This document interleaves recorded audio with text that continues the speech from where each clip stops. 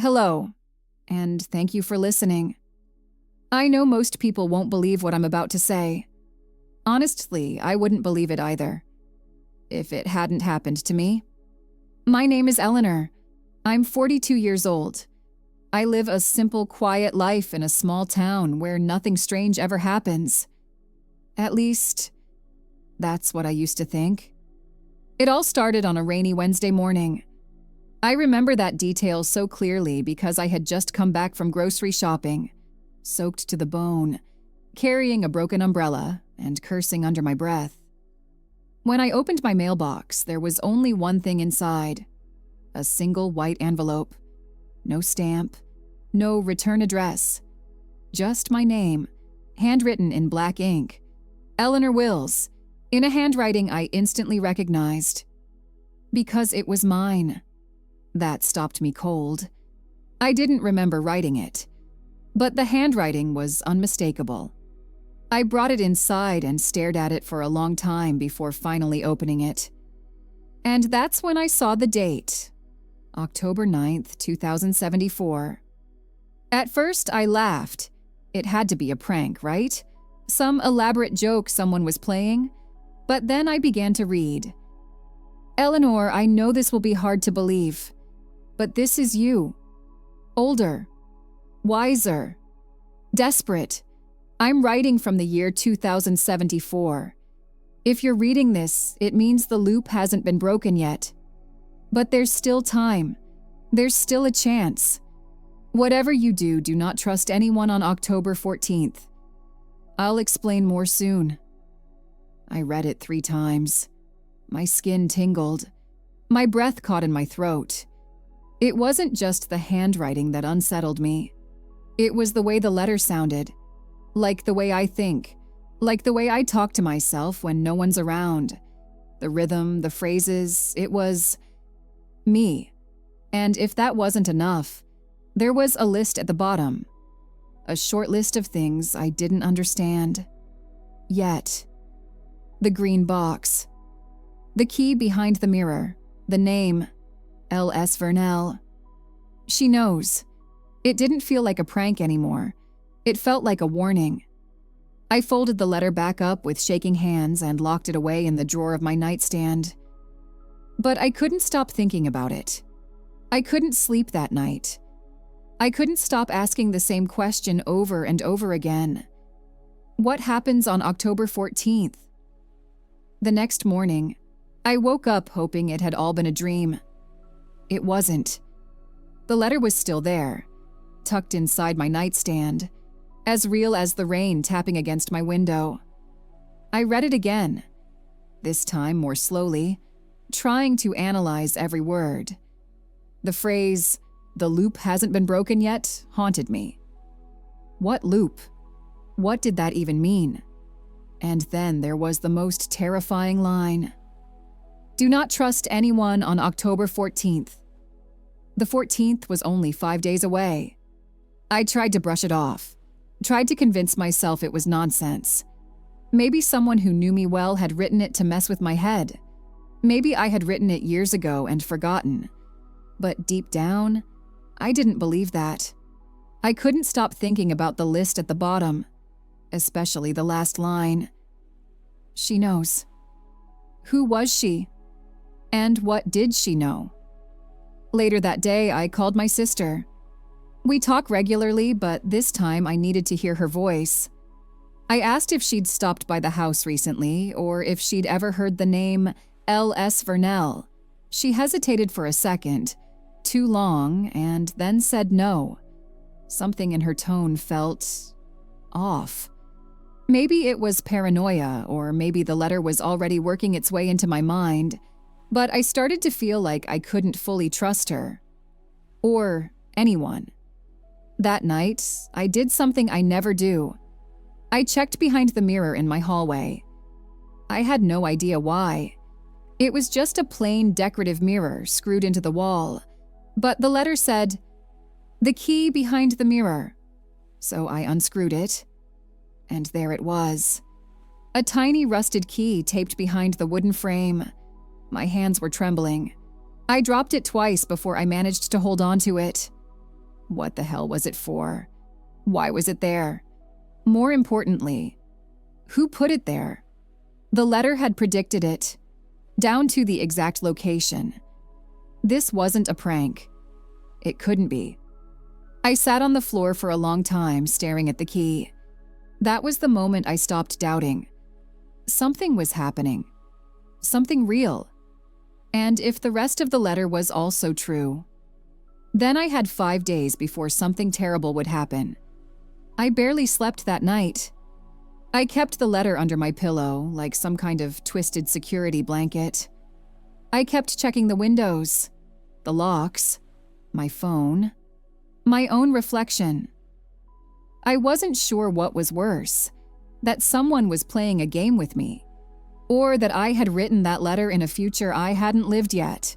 By the 3rd day, I stopped pretending that life was normal. I went through my routines like a ghost, showering, dressing, going to work, but my mind was somewhere else entirely. Every sound startled me. Every familiar face looked suspicious. I kept glancing at calendars, counting the days like a prisoner on a ticking clock. And I kept rereading the letter. That list at the bottom, it pulled at me, like a thread I couldn't stop tugging. One item in particular, the green box. I didn't know what that meant. I didn't own anything like that. Or, at least I didn't think I did. That afternoon, I drove to my parents' house. They passed away a few years ago, and the house had been locked up ever since. I still had the key. I hadn't stepped inside since the funeral. The air was musty when I opened the door. Dust floated through sunbeams like tiny ghosts. Everything was just as they had left it. Photos on the wall. Coats still hanging. Dishes in the drying rack, like they might come back at any moment. I wasn't sure what I was looking for. I didn't even know why I came. But I followed a strange pull down to the basement, where we used to keep all the old storage boxes. And then I saw it. Tucked behind a stack of water-damaged cardboard was a small metal box. Dull green. About the size of a shoebox. I recognized it immediately, even though I swear I had never seen it before in my life. I touched it like it might burn me. There was a little padlock on the front, rusted from age. The key.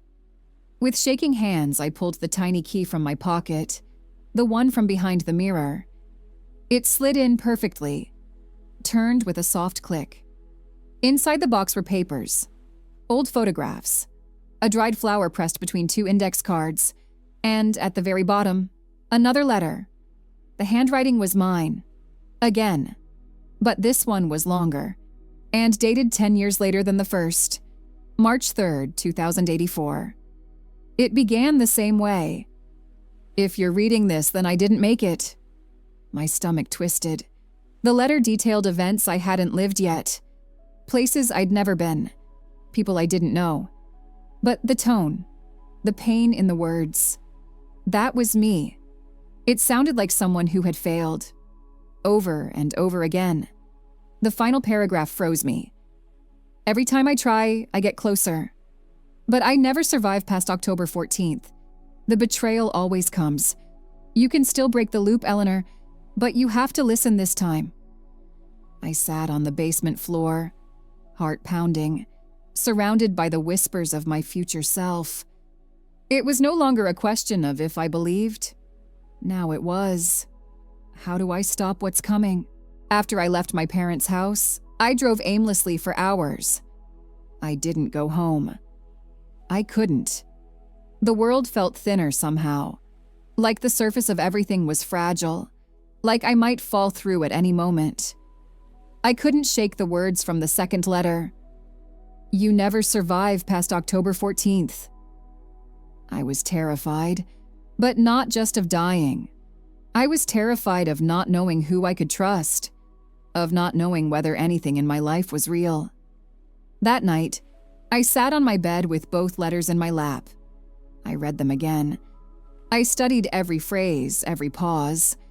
Then I opened the envelope from the second letter again, and something fell out. A photo. It was of me, maybe 10 years older. Same eyes, same scar on the eyebrow from when I fell off a bike at 12. But the background was unfamiliar. A cabin in the woods. And standing next to me was a woman I didn't recognize. She looked younger, maybe in her 30s, holding my hand. Both of us were smiling. The caption on the back said, "Vernell. Before everything. L.S. Vernell." The name from the first letter. I searched the name online. Nothing. No results. No social media. No articles. No local records. Like she didn't exist. But the next day, I met her. I was getting coffee at a cafe I rarely visit, trying to clear my head. And there she was. In line, 2 people ahead of me. The same woman from the photo. Brown hair, gray coat. Her presence hit me like electricity. She looked back, right at me, and smiled like she knew me. I nearly dropped my coffee. I followed her outside, heart racing, and stopped her on the sidewalk. "Do I know you?" I asked, already knowing the answer. She tilted her head. "Not yet," she said. Then she walked away. My hands shook for the rest of the day. I couldn't eat. I couldn't focus. The letters were coming to life, one by one. The photo, the name, the woman. And now I was afraid to leave the house. Because if the next thing on the letters list was true, if October 14th really was the day I died, then someone around me was already making the plan. And worse, I might have already trusted them with everything. I didn't sleep at all that night. Every creak in the house made my heart leap. Every passing car sent me to the window. Something was building. I could feel it like a pressure behind my eyes. By the morning of October 12th, I couldn't take it anymore. There was one more instruction in the second letter I hadn't followed. One I'd avoided because I was afraid of what I might find. Go to the basement of your parents' house. Move the shelves. Behind the wood paneling. The box is there. The forbidden box. That's how the letter described it. Not locked, not hidden with a key. Just forbidden. It said I had hidden it there. That I had buried it years ago without memory. That I would know why once I opened it. So I went back. It was raining again. Heavier this time. Like the sky was grieving for something not yet lost. The shelves in the basement were old and heavy. It took me nearly an hour to move them. Behind them, I found a loose wood panel. It looked like part of the wall, but it came away with a gentle pull. Behind it, a metal lockbox, covered in dust. My initials were scratched on top. I opened it. Inside were letters. At least 20. All in my handwriting. All from different years. 2081, 2078, 2092. Some not even dated. Each sealed in its own envelope. Some stained with tears. Others burned at the edges. I opened the one at the top. And then another. And another. Each letter described a different version of what's coming. In one, I die in a car crash arranged to look like an accident. In another, I'm poisoned by someone I trusted. In one, maybe the worst, I survive, but I lose everything. My memory, my identity, my life erased. Each letter ended the same way. October 14th is the pivot point. If you make it through, the loop bends. If you don't, it resets. Again. The loop. The loop. That word kept coming back. And finally, one short, unsigned note, scribbled on yellow paper in messy handwriting that looked like mine during panic. You've died 17 times, Eleanor. This is attempt 18. Remember her face. Remember Vernell. This time, you're close. I stared at that note for an hour. 17 versions of me had already tried. 17 deaths. 17 failures. And now, it was my turn. October 14th. I woke up before sunrise. My mouth was dry. My hands wouldn't stop shaking. The air felt thick, like something invisible was pressing down on me. Every cell in my body screamed that something was wrong, but I didn't know what or who. The letters said someone close to me would betray me today, but they never said who. That was the cruel part. So I made a list. My sister, Lila, quiet, reserved, the one who hesitated when I asked about L.S. Vernell. Daniel, my boyfriend of 3 years. Loving. Kind, but recently distant. Claire, my best friend since high school. She knew every secret I ever told. Or so I thought. I didn't know which one to fear. And that made me fear all of them. That morning, I got texts from all 3. Lila asked if I wanted to meet for lunch. Daniel said he'd planned a surprise date to cheer me up. Claire sent a photo of us from years ago with the caption, "Still my person." I stared at my phone for an hour, unsure if any of those messages were real or traps. In the end, I said yes to Daniel. If someone was going to betray me, I needed to know who. And I needed to be ready. We drove out to the lake, where we'd had our first date. The sky was gray, the wind was cold. He brought a picnic basket just like the first time. He kissed my cheek, smiled, acted like everything was normal. I waited for a sign. When he stepped away to get something from the car, I checked the basket. Nothing unusual. And then I noticed it. A folded slip of paper near the bottom. It was the same yellow stationery from the forbidden box, and it was written in my handwriting. If you're reading this, then it's not him. I felt like I'd been punched in the chest. It wasn't Daniel, but that meant it was someone else. I told him I wasn't feeling well and needed to go. He looked worried but didn't argue. I drove home shaking, heart racing, staring at every passing car like it might be my last. When I got home, Lila was waiting on my porch. She smiled and waved. "I figured you'd be here," she said. "Can we talk?" My throat closed. I remembered what the first letter said. Do not trust anyone on October 14th. And now the sun was setting. Lila's smile didn't reach her eyes. She stepped closer, her voice low. "You don't understand, Eleanor. I'm trying to help you." I wanted to believe her. I really did. But everything inside me screamed no. Suddenly, she lunged forward, grabbing my wrist with surprising strength. "You have to trust me," she hissed. I pulled away, heart pounding. My breath came in sharp gasps. Then she whispered, "They're watching. They know what you're doing. They want to stop you." I shook my head, trying to make sense of it all. But then I saw the glint in her eyes, the cold, calculating look that wasn't my sister at all.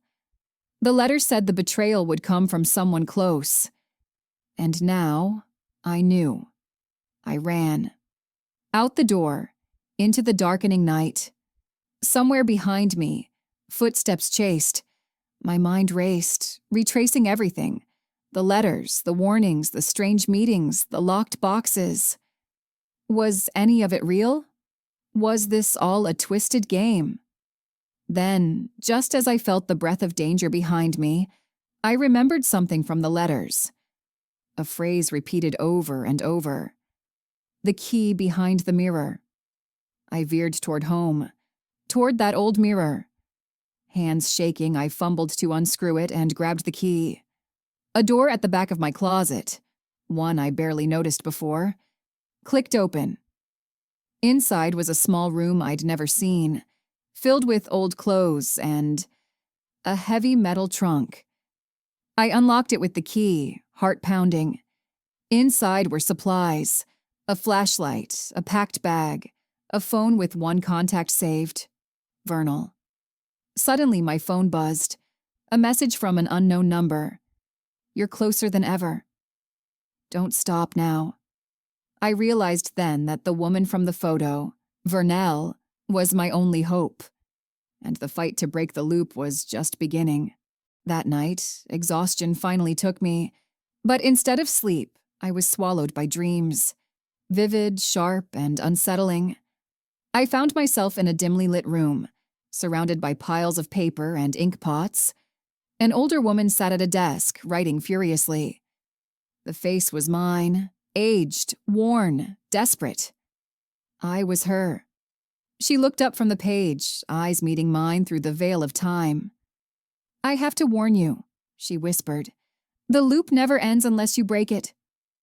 I blinked, and suddenly I was back in my own body, gasping for air. Each dream after that night felt like a memory. Not mine, but mine. Memories of lives I'd lived and lost. I began to understand. Every time I died on October 14th, my consciousness traveled back. Back to write those letters, back to warn my younger selves. But something always went wrong. I was trapped in a cycle, a loop through time, death, and memory. The woman named Vernell, the secret boxes, the warnings, they were all part of this loop. She was a version of me, one who'd survived longer, who'd gathered clues to help. Now the question was, could I use those memories to finally change my fate? Or was I doomed to die again, repeating the same October 14th over and over? Over the next few days, I dug deeper. I researched quantum physics, parallel universes, time travel theories, anything that might explain what was happening to me. And then, I found it. A journal article buried deep in an obscure archive, written by a physicist studying consciousness. It said that, under certain conditions, a person's awareness could jump across multiple timelines, carrying memories from one reality into another. I realized then, I wasn't just trapped in a loop of time. I was jumping between versions of myself, each living slightly different lives, making different choices. Each death on October 14th wasn't an end. It was a reset. My consciousness was thrown back to the beginning, to try again. The letters I found were my attempts to warn myself, messages sent forward and backward through time. And Vernell, she wasn't just a stranger. She was a future me, a version of me who had lived through more loops and maybe knew how to break free. This wasn't science fiction or fantasy. It was my reality. And now the only thing standing between me and breaking the cycle was me. The night before the next cycle began, I sat at my desk, pen trembling in my hand. I had one chance left, one final attempt to change everything. I wrote a letter to the next Eleanor who would read it. I wrote about the loop, the betrayals, the warnings. I told her what to expect and what to avoid. I told her to trust no one on October 14th, except one person, Vernell. I told her to find the key behind the mirror. And most importantly, if you're reading this, you still have a chance. I sealed the letter with a shaky hand and placed it in a plain white envelope. I don't know if it will ever reach her, if it will change anything. But it's all I can do, because now I understand. I'm not a victim of time, I'm part of it. I'm both prisoner and guardian of this endless loop. And maybe, just maybe, this time I'll finally break free. Thank you for listening. If you ever receive a letter from your future self, listen closely, because sometimes the only way forward is to rewrite your past.